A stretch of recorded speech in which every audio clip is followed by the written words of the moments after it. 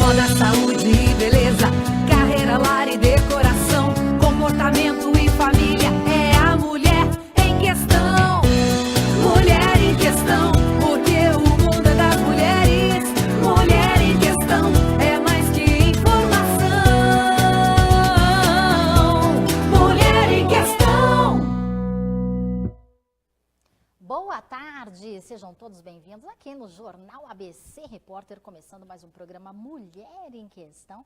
E na tarde de hoje eu tenho o prazer aqui, uma honra de poder receber ele, que é um dos maiores assim, juristas do país. Quanta honra recebê-lo aqui, doutor Eduardo. Olha, a honra é minha, é óbvio que eu me sinto extremamente envaidecido de estar aqui com você. E obrigado pelo convite, vai ser sempre um prazer participar do seu programa, né, que tem uma audiência muito importante aqui na região do ABC e certamente o nosso atendimento a essa convocação, porque eu entendo, é justamente para poder proporcionar informações para as pessoas que precisam, mais do que nunca, né, estarem informadas, né, daqui para frente. Né?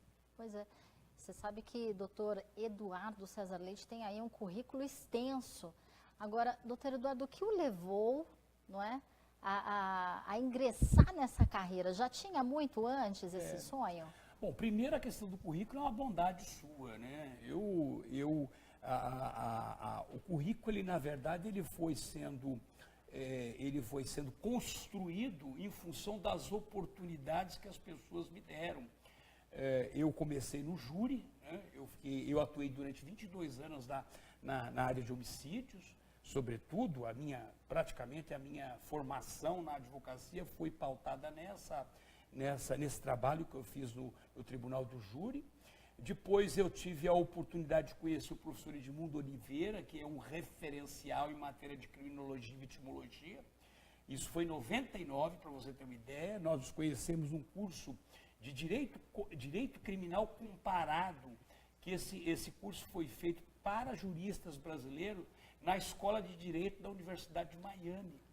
E lá eu tive a oportunidade de conhecer o professor Edmundo, e de lá para cá nós não nos separamos mais. Então o Edmundo, que hoje ele é consultor das Nações Unidas, é o nosso coordenador geral de um programa das Nações Unidas para a América Latina, que é o COPLAD, que está ligado ao Instituto das Nações Unidas para a América Latina, que tem uma função importante, ou seja, cuidar dos 19 países, né, das políticas internacionais, do Programa das Nações Unidas, da ONU, para a América Latina. E o nosso presidente desse Programa das Nações Unidas ele é uma celebridade, que é o Eugênio Raul Zaffaroni, conhecido, nosso presidente. Hoje ele é juiz da Corte Interamericana de Direitos Humanos, da OEA, sediado na Costa Rica. Então, para você ver que eu estou assim, rodeado de celebridade, de pessoas importantes. Eu sou menos, né? Eu sou menos dali desse grupo. E eu assumi agora, eu estou no segundo mandato, como secretário executivo desse Programa das Nações Unidas, e que nós estamos trabalhando.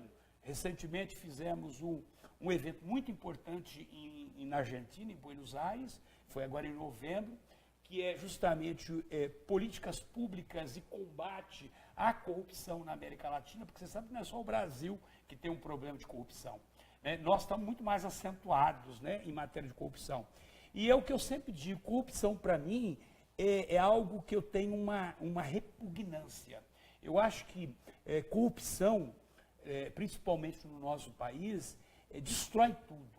Destrói não só as políticas públicas, você destrói a esperança de um povo, de uma nação, e isso me incomoda profundamente. Por isso que eu sou muito visceral em relação a essa questão, intolerante em relação a essa corrupção. Corrupção, ela tem que ser exterminada do nosso país, da nossa nação. Por isso que eu sou extremamente rigoroso com essa questão. Políticas públicas não ocorrem. Hoje nós temos um problema de saúde pública, que é caso de polícia, eu sempre venho falando isso. Nós temos um problema de habitação. Você sabe que em várias partes do país os programas sociais eles estão congelados em função dessa roubalheira que se instalou no nosso país e que, obviamente, isso para mim é algo de pior. Não tem nada pior do que a corrupção. E eu venho sustentando ainda, Priscila, corrupção eu equiparo a latrocínio, é roubo seguido de morte, mata em massa, mata as pessoas nos corredores dos hospitais, mata as pessoas por falta de saneamento básico, mata as pessoas em função da água potável, mata as pessoas em função do mínimo de estrutura e de dignidade humana que o ser humano merece, que o brasileiro, sobretudo, por ser brasileiro, paulistano. Então, obviamente, essa é uma preocupação muito grande e nós somos extremamente intolerantes com a corrupção. Esse é o nosso posicionamento, né? Às vezes as pessoas até dizem o seguinte: você é muito radical. Sou radical e sou intolerante com corrupção. Para mim, político que rouba, ele só tem um lugar para poder permanecer, é na cadeia, não tem outro lugar. Então essa é minha linha. Uma introdução, quem me conhece sabe que, na verdade, eu não facilito a vida de político corrupto. Parabéns, viu, doutor? Aliás, eu acho que esse é um posicionamento que todos nós brasileiros esperamos, porque a gente também não aguenta mais corrupção.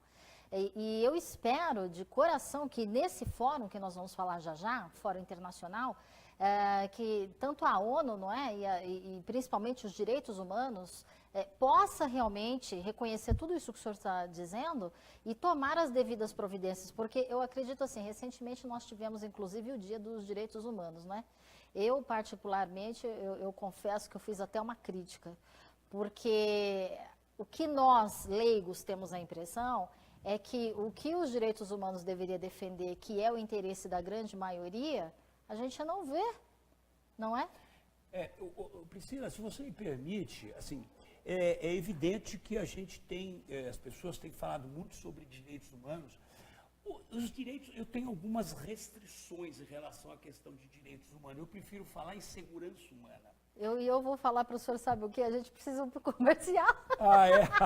Passa tão rápido, né? Passa muito rápido, mas a gente já volta, viu? A gente vai falar mais sobre direitos humanos. Fica aí, até já. Já pensou em ganhar um Onix Zero neste final de ano?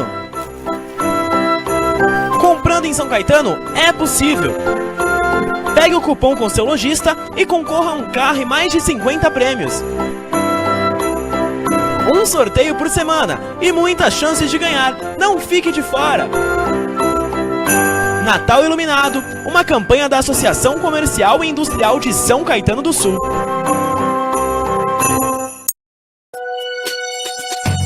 Moda, saúde e beleza, carreira, lar e decoração, comportamento e família, é a mulher em questão. Mulher em questão, porque o mundo é das mulheres. Mulher em questão é mais que informação. Mulher em questão.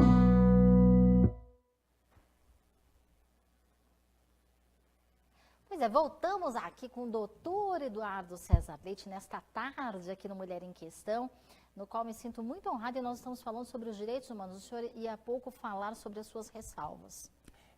O que acontece em relação a direitos humanos? Eu prefiro, na verdade, trocar direitos humanos por segurança humana. Eu acho que ia ser melhor mesmo, porque direitos humanos, o marketing está ruim demais, doutor. O grande problema, primeiro que eu acho que houve deturparam a questão de direitos humanos.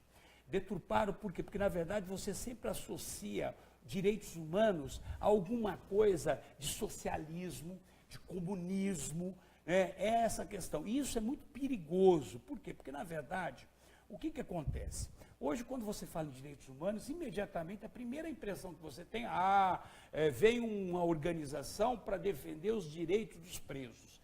E, na verdade, os direitos humanos, ele é muito mais amplo. Os direitos humanos, ele não só protege o pobre, né, o miserável, a classe média, a classe rica, ele protege todos. Só que ele foi deturpado, ele foi utilizado de uma forma tão sem critérios, e que ele ficou tão focado para a questão de presídios, né? Ou seja, principalmente os encarcerados, que acabou sendo deturpado. Então, essa é a ressalva que eu tenho em relação aos direitos humanos. Por isso que eu prefiro falar em segurança humana, porque segurança humana é um instituto que é um guarda-chuva. Então, quando você fala em segurança humana, eu estou falando aqui segurança alimentar, habitação, transporte, cidadania, saúde. Eu estou falando de tudo isso contemplado, entendeu? Então, essa é a questão. Por isso que eu gosto muito de falar de segurança humana. Essa universidade, que nós vamos falar daqui a pouco das Nações Unidas, ela tem uma concepção de segurança humana. Tá? Então, e tem um detalhe muito importante. Quando você fala em direitos humanos, se associa muito a um sistema socialista, um sistema de governo socialista. E é o que eu sempre digo. Outro dia, no dia dessa homenagem, o Dia Internacional de Direitos Humanos, eu tive a oportunidade de participar de um programa de rádio e nós começamos a discutir. Eu disse o seguinte: não adianta travar a guerra do socialismo com o capitalismo com o socialismo, porque o socialismo não vive sem o capitalismo. Ao contrário, o capitalismo pode até viver sem o socialismo. Então, o que nós temos que fazer é estabelecer uma paz entre os sistemas e buscar a segurança humana daquele que efetivamente precisa, tá? Porque hoje nós temos hoje praticamente quase 30% da sociedade abaixo da linha da miséria, o que é muito preocupante. Então nós temos que olhar para isso. Agora, antes de nós olharmos isso, nós temos alguns problemas que nós temos que resolver. Dentre eles, o problema da corrupção. Isso não tem como fazer. Eu não consigo resolver o problema de saúde, que hoje você sabe que os hospitais estão fechando, os prontos-socorros estão, na verdade, suspendendo, você não tem medicação, você tem gente...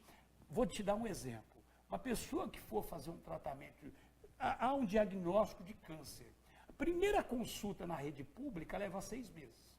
E depois, para fazer a radiografia, a radioterapia, ela leva mais 6 meses. O que significa o seguinte: ela está condenada à morte. Porque 1 ano para iniciar um tratamento de câncer está condenada à morte. E eu estou falando aqui pontualmente de uma doença. Nós temos milhares de outras doenças. Então, isso é um problema. E eu sempre digo o seguinte: outro dia vieram perguntar, você defende o militarismo que está ocorrendo, esse movimento avançado dos militares, né, da sociedade buscando a militarização do sistema no Brasil? Primeiro que eu não sou nem um pouco a favor dos militares nesse sentido, assumir o poder novamente. Mas eu acho que em eu diria que em alguns momentos, em alguns sistemas de governo, nós precisamos dos militares. Então, por exemplo, defesa do país, fronteiras, sim, saúde, porque saúde virou caso de polícia. Então, eu acho que nós precisamos, sim, olhar com bons olhos. Nós precisamos defender os nossos militares. Eu sempre digo o seguinte: o direito dos militares. E eu digo o seguinte: quando a tua casa é roubada, quem é que você chama? Não é? Não é o padre que você vai chamar, você tem que chamar a polícia. Então, as pessoas têm que olhar para os militares e respeitar os militares como autoridades. E não fazer como nós estamos fazendo, porque nós não estamos tendo o menor respeito pelos militares. Então, eu acho que a gente não pode tratar dessa forma. E olha que eu não tenho uma veia militar, eu sou civil. Ou seja, eu defendo o sistema conduzido por civis. Só que tem algumas situações que ocorrem no país que efetivamente nós precisamos dos militares. Até porque, doutor, eu vou dizer uma coisa para o senhor, parece que está tudo invertido, né? Quem está solto tinha que estar preso, quem está preso tinha que estar solto e está tudo trocado, doutor? Eu vou te dar um exemplo recente do que aconteceu, a prisão do Paulo Maluf. O Paulo Maluf, enquanto ele estava roubando do Estado, estava tudo bem. A partir do momento em que mandaram ele começar a cumprir a pena dele, ele, na verdade, começou a ter todos os problemas de saúde possíveis e imaginários. Ou seja, começa a andar de muleta, começa a andar... Então, é esse tipo de político que nós temos. E é esse tipo de política que nós temos que, na verdade, banir da vida pública. Nós temos que eliminar esse tipo de político. Esse político a nação não precisa. Não só políticos. Os maus empresários também a sociedade não precisa. Porque aquele que corrompe também é tão bandido quanto o político que efetivamente aceita. E outra coisa, doutor, que eu sou totalmente contra, me perdoe, a gente sabe que muitas vezes na política tem lá o filho, né? Então o pai é senador, o filho é deputado e a cunhada é vereadora e vira... Quer dizer, na verdade é tudo uma quadrilha em família. Eu acho o seguinte, que no Brasil, esse negócio, é claro, olha, eu conheço pessoas que são exceções, mas deveria ser proibido, porque uma vez que a maioria rouba, então devia acabar com essa história. Porque, veja bem, a gente elimina o Maluf, mas aí está lá o filho dele, ou o cunhado, continua do mesmo jeito. Eu acho que o grande problema que nós temos, eu acho que é uma questão de educação.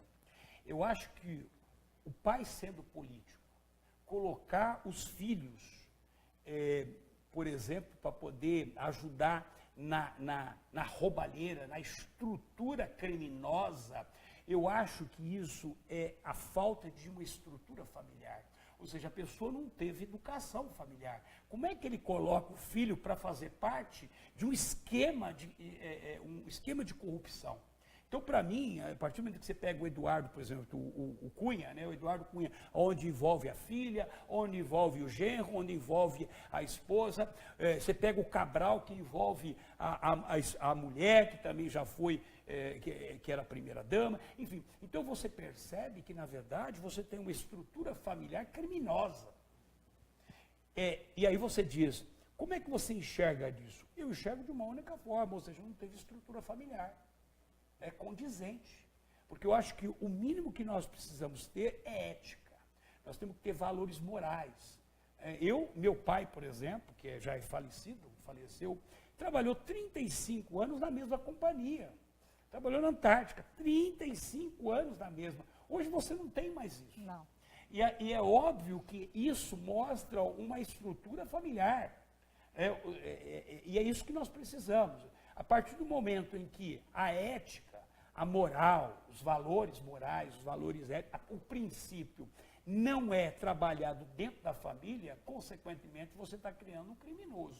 Outra coisa, doutor, é tanto assunto para a gente falar, se o senhor puder voltar aqui, depois eu vou ficar muito grata. Tem mais um assunto que eu fico indignada, o dinheiro que vai, ele não volta. Quer dizer, essas pessoas todas roubaram e não volta o dinheiro para os cofres públicos. Você sabe que no sistema americano, que nós temos a questão da delação premiada lá, né? Só que a delação premiada, lá nos Estados Unidos, ela é muito diferente da premiação, premiada, a delação premiada aqui do Brasil. Lá é o seguinte, você não quer ir para a cadeia? O empresário que corrompe, que rouba dinheiro do Estado, você não quer ir para a cadeia? Muito bem, não tem problema, você não vai para a cadeia, só que você vai ficar sem absolutamente nada. Nada, você não vai ter nada. Vai ser confiscado tudo. A pessoa, ela perde tudo. Aqui não. Aqui o que acontece? Olha, você na verdade tem uma multazinha aqui, roubou 50 milhões, né? Mas tudo bem, ou seja, devolve 20 e fica com 30. Cumpre 4 anos de pena. Bom, aí eu chego à conclusão. O crime compensa. Sim. Porque a pessoa que rouba 50 milhões, devolve 20, fica com 30 e cumpre 4 anos, é aí que é um mau exemplo. Sim. É o que eu estou dizendo. Então, essa pessoa que roubou os 50 milhões, né, como, por exemplo, o Gedel, encontrar num único apartamento 51 milhões em espécie, em dinheiro.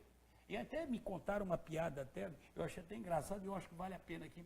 Chegaram para o Gedel e falaram para ele, escuta, Gedel, eu te avisei, você tinha que dividir isso, botar um pouquinho em cada lugar. Ele disse, mas eu fiz isso. Ou seja, ele dividiu. Então ele pegou os 51 milhões e botou num único apartamento, mas tinha mais apartamento com mais dinheiro. Então, esse tipo de coisa é um péssimo exemplo para o país. Agora, o pior exemplo também foi essa pessoa que assumiu agora a Polícia Federal dizer que não é bem assim, então quer dizer, ele não roubou nada, é isso? Eu fui muito crítico na nomeação e, sobretudo, na posse desse novo delegado-geral da Polícia Federal, porque ele fez algumas declarações, assim como a Raquel Dodge também fez algumas declarações que não tinha nada a ver. Eu fui muito crítico, porque primeiro é a contemplação, ou seja, primeiro é a contemplação.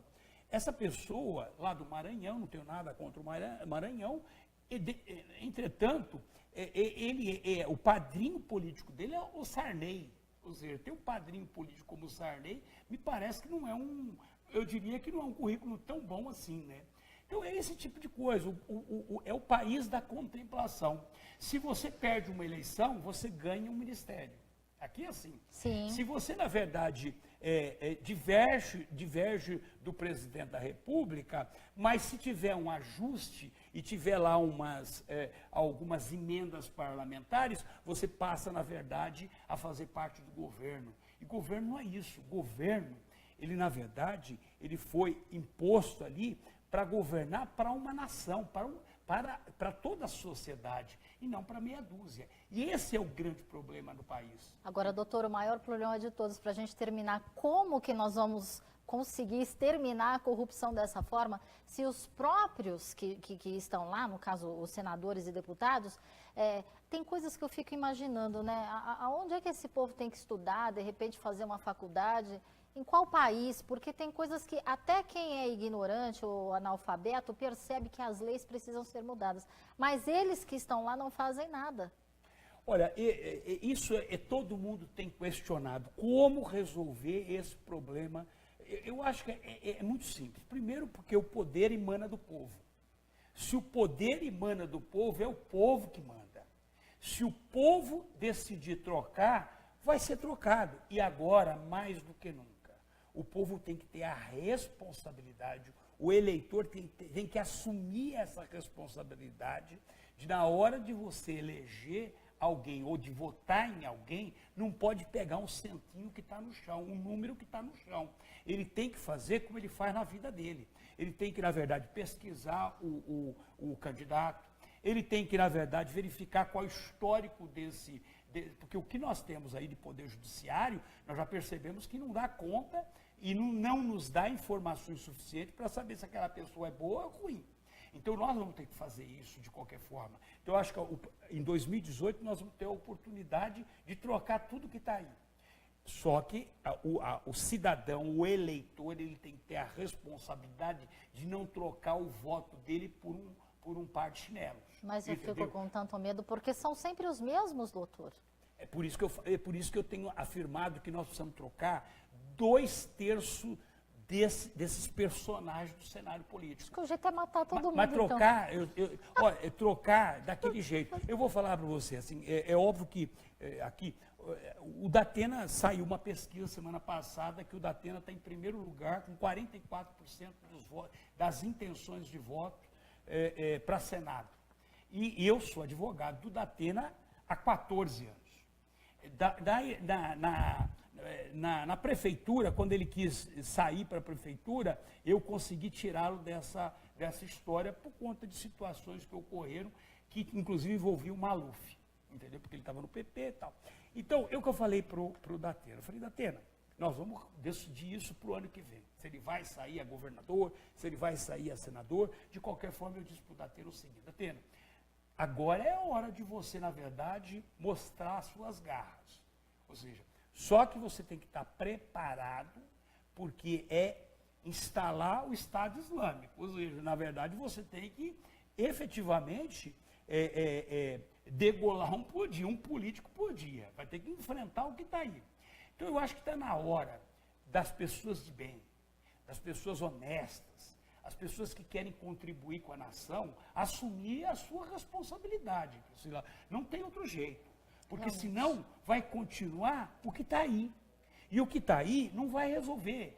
Nós vamos, na verdade, passar mais 20, 30, 40, 50 anos e vamos continuar cada vez mais fundo nesse buraco que a gente não consegue chegar no fundo dele. Entendeu? E nós estamos em queda livre. Então, eu acho que a sociedade, eu quero aqui pedir a permissão para utilizar o seu espaço, principalmente aqui para a região do ABC, saibam como votar. Ou seja, pesquise os seus candidatos, verifiquem, levante o histórico desses candidatos e tem que votar certo. 2018 vai ser a última oportunidade que nós vamos ter de começar a colocar o Brasil nos trilhos novamente. Se nós não fizermos isso agora, em 2018, nós vamos perder mais uma década, mais 2 décadas, e nós estamos, na verdade, condenando o futuro dos filhos, dos netos, dos bisnetos, porque a gente não tem a curto prazo uma perspectiva de melhora. É verdade. Agora, doutor, eu vou até sugerir algo aqui que me veio à mente, pode até parecer surreal que eu vou pedir, mas não tem como os direitos humanos, ou a própria através da ONU, ter as suas próprias leis que, em comum acordo, por exemplo, se for pego lá um político corrupto, não tem como mandar, sei lá, manda essa pessoa para Marte, por exemplo? Eu posso dizer para você o seguinte: primeiro, porque as Nações Unidas, ela trata de assuntos a nível internacional. Então, qual é a bandeira principal das Nações Unidas? Hoje nós temos um problema muito sério de refugiados, muito sério. Hoje tem, por exemplo, uma quantidade, milhões de pessoas saindo da Síria, saindo da Etiópia, saindo de vários países da África, atravessando para buscar uma vida melhor. Então, a ONU ela tem que se preocupar com isso. Essa questão que está acontecendo no Brasil, como acontece em vários países da América Latina, é uma questão doméstica, é uma questão territorial. Então, é uma questão nossa. Nós temos que resolver, não podemos interferir e nem tampouco pedir que a ONU interfira nessa questão, porque não vai interferir. É uma pena. Não vai interferir. Agora, o que nós temos que fazer é tratar os nossos problemas internamente e assumir essa responsabilidade que eu venho sempre dizendo. Entendeu? Então, não dá para trocar um voto por um par de chinelo, porque você está condenando o seu futuro. Você vai continuar, quando você faz isso, quando o eleitor troca o voto pelo par de chinelo, ele está condenando o futuro dele, sem perspectiva de futuro. Se ele não tinha água, ele vai continuar não tendo água. Se ele não tinha remédio, ele vai continuar não tendo remédio. Se ele não tinha hospital, habitação, transporte, alimentação, ele vai continuar não tendo nada disso. Essa que é a grande verdade. E, doutor, outra coisa, a questão das leis também. Se elas não mudarem, não vai dar certo acabar com a corrupção, porque, veja bem, uma coisa que também me deixa indignada, tem certos juízes que mandam prender, aí o outro vai lá e manda soltar, mas que confusão é essa? Eles não se falam? Você vê o péssimo exemplo que o STF está dando, principalmente o ministro Gilmar Mendes, ou seja, o outro prende, ele vai lá e solta. Ontem soltou o Garotinho, soltou o ex-ministro da Dilma, a semana passada soltou o pessoal lá do Rio de Janeiro. Então, esse é o grande problema. Os ministros do STF, em especial o ministro Gilmar Mendes, ele tem que, na verdade, ter um pouco mais de responsabilidade e pensar o Brasil de uma forma, dentro de uma perspectiva de melhora. Quando você fala a respeito do sistema, nós falamos isso agora lá em Buenos Aires, em novembro, quando nós falamos no evento, na convenção de combate à corrupção. Esse nosso sistema penal que nós temos hoje no Brasil, ele não serve para punir nem o pequeno, nem o médio e nem o grande, e nem tampouco os empresários corruptos, os políticos corruptos. De 1900 e bolinha, gente. Então, esse sistema não serve para punir ninguém. Nós temos um sistema carcerário completamente deficitário, e quero dizer para você o seguinte: nós temos a terceira população carcerária do mundo, a terceira maior população carcerária do mundo. E esse sistema que nós temos, ele não vai ressocializar ninguém. Esquece. O nosso sistema penal não vai melhorar. Para isso, para você mudar esse sistema, nós precisamos mudar o quê? O Congresso Nacional. Nós precisamos colocar gente responsável que vão mudar, vamos acabar com o foro privilegiado, vamos invocar o artigo 5º da Constituição, somos todos iguais perante a lei, e é exatamente isso que nós precisamos. E doutora, aproveitando e falando, agora vão ter são 30 milhões de presos que vão ter a saidinha. Mas se a pessoa está presa, por exemplo, matou pai e mãe, como é que ela sai no dia dos pais? Esse é um problema. Como é que ela sai no Natal? Aí o que acontece? Nós temos que ficar em casa, guardando um pouco do que temos, porque está arriscado a gente passar o feriado na praia, voltar e não encontrar nem a casa. E quero te dizer para você o seguinte, quando se coloca essa quantidade de presidiários para poder usar, que isso é um benefício que a lei prevê. Está lá contemplado na lei, não pensa que não está, não, está lá contemplado na lei. O grande problema é que aqueles que deveriam voltar, eles não voltam. Uma grande maioria não volta. Aliás, volta sim para a delinquência. Sai de lá e já vai praticar crime. Então tem que ter critérios. Você tem que ter um sistema prisional que ressocialize. O preso, quando ele cumpre a pena e vem para a sociedade tem que dar oportunidade para ele. Agora, o Estado tem que, na verdade, dar estrutura para que aquela pessoa tenha uma perspectiva de melhora, porque senão ele volta para o crime novamente. Não é? Esse é o grande problema. Então, e o fórum, eu não sei quanto tempo nós temos ainda. Já estamos com o tempo já para lá de Mas eu quero falar um pouquinho do fórum. O Fórum Internacional, a Segurança Humana na América Latina, que vai acontecer no dia 2 de abril de 2018, nós vamos ter 3 importantes celebridades a nível internacional. Nós vamos ter o professor Yukio Takasu, que é o conselheiro especial do secretário-geral das Nações Unidas, é secretário adjunto. Nós vamos ter o cardeal Peter Turkson, que inclusive, o prefeito da cidade do Vaticano, em Roma, é o segundo homem do Vaticano, porque ele está apoiando, não só em relação à vinda dele para São Paulo, pela primeira vez, mas também vai estar em Brasília, porque em Brasília nós estamos criando a Universidade Mundial de Segurança e Desenvolvimento Social das Nações Unidas, com sede no Brasil. E a sede da reitoria, tudo indica que vai ser em Brasília. Tá? Por quê? Por uma questão de corpo diplomático, aquela coisa toda. Tá? E nós vamos ter o professor Thomas Stelz, que é embaixador da Áustria, foi assessor direto do Ban Ki-moon e foi secretário adjunto na área de desenvolvimento social, que também está engajado nesse processo. E aí nós temos o Eugênio Raul Zaffaroni, que é juiz da Corte Interamericana. Então nós vamos ter aqui uma quantidade de personalidades e pensadores a nível mundial de muita importância aqui em São Paulo. E eu fiz questão de trazer para São Paulo, porque eu sou paulista, eu sou paulistano, na verdade.